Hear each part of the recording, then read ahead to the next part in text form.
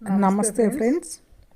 ఈరోజు నేను ఈ వీడియో ప్రాబ్లం గురించి చేయటానికి కారణం మంత్రి స్వామి గారు నా భూమిలో అక్రమంగా ఇల్లీగల్గా నేను టీడీపీ పార్టీ కరెంట్ కనెక్షన్ అనేది రోడ్ ఇప్పించి ఉన్నారు.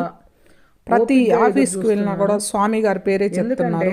నేను ఎక్కడికి వెళ్ళినా ఆఖరికి ప్రకాశం జిల్లా మొత్తం పబ్లిసిటీ అయిపోయింది. జరగాలంటే అంత లెక్క కూడా స్వామి గారి పేరు మోగిపోతుంది. లోకేష్ గారు వచ్చినప్పుడు నాకు కూడా చెప్పేవాళ్ళు చెప్తున్నారు. లోకేష్ గారు వచ్చినప్పుడు, చంద్రబాబు నాయుడు గారు వచ్చినప్పుడు, లేకపోతే స్వామి గారు వచ్చినప్పుడు అతని జీబుకి అడ్డంగా పడుకుంటే నీ ప్రాబ్లం సాల్వ్ అవుతుంది. ఆయన అంత బరితెగి ఇచ్చేసి నీ విషయంలో ఇన్వాల్వ్ అయిపోయి చేస్తున్నారు. నీకు న్యాయం జరగాలంటే ఇలాంటి పనులు చేస్తే గానీ న్యాయం జరగదు అని చెప్పేసి నాకు చెప్పేవాళ్ళు కూడా నేను చెప్తున్నారు. కూర్చుంటే టీడీపీ పరువు తీయటం ఇష్టం లేక చెప్పేసి నాకున్న అభిమానంతో నేను అలాంటి పనులు చేయట్లేదు. కానీ అది అలుసుగా తీసుకొని నా ఫ్యామిలీని, నా భూమిని, నా పిల్లల భవిష్యత్తుని, ఎంతో టైం పట్టదు, ఫ్యామిలీని ఆర్థికంగా నష్టపరుస్తూ నన్ను ఇబ్బంది పెడుతున్నారు. టీడీపీ నాయకులు నన్ను ఇబ్బంది పెడుతున్నారు. కానీ ఇది ఎంతవరకు కరెక్ట్? ఒక దొమ్మిగా, దోపిడీగా, అక్రమంగా, అన్యాయంగా వచ్చే వాళ్ళకి సపోర్ట్ చేయటం ఎంతవరకు కరెక్ట్?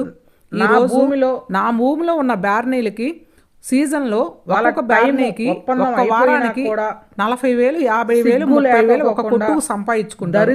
అట్లాగా వారానికి ఒక కొట్టు చొప్పున 50,000 సంపాదించుకుంటారనేది ఆలోచించాలి. నాకు అందులో ఇచ్చేది ఎంత?